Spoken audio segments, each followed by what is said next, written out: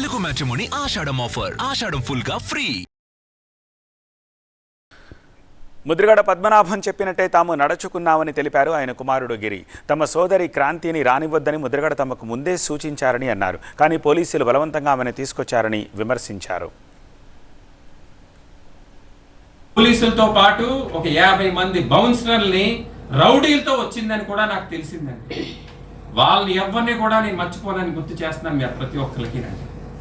ఎప్పుడు కూడా ఇంటి పెద్దలతోటో కుటుంబ సభ్యులతోటో వచ్చి ఉంటే దానికి గౌరవం వేరండి.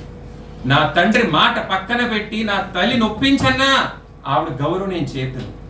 కానీ ఆవిడ వచ్చింది ఒక రౌడీలతోటి, గూండాలతోటి, దుర్మార్గం అధికారం ఉందన్న పోలీసులతోటి వచ్చారండి. ఆవిడ క్షమించకూడదండి ఎప్పుడు ఇలాంటి వాళ్ళు సమాజానికి చీడపురుగులే తప్ప సమాజం మంచి కోరే మనుషుల కింద ఎప్పటికీ మారండి.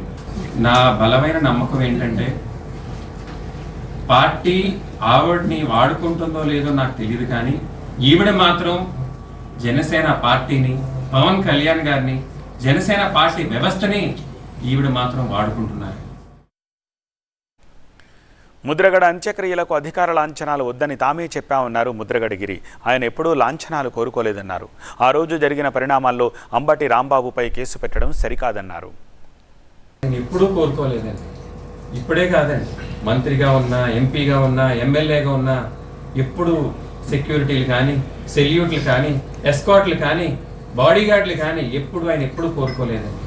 ఆయన ఎప్పుడు సింగిల్ మ్యాన్ ఆర్మీగానే ఆయన పనిచేసుకుంటూ వచ్చారు తప్ప ఎప్పుడు ఎవరి దగ్గర నుంచి ఏది ఆశించలేదండి. ప్రభుత్వ లాంఛనాలు వద్దని చెప్పడం మా నిర్ణయం అండి. ఆయన మాకు చెప్పిన ఆదేశాలే మా అన్నయ్య గారు, మేము ప్రభుత్వాలు చెప్పడం జరిగింది. పెద్దలు కూడా అనౌన్స్ చేయడం జరిగింది. తెలుగు మ్యాట్రిమోనీ ఆషాఢం ఆఫర్. ఆషాఢం ఫుల్ గా ఫ్రీ.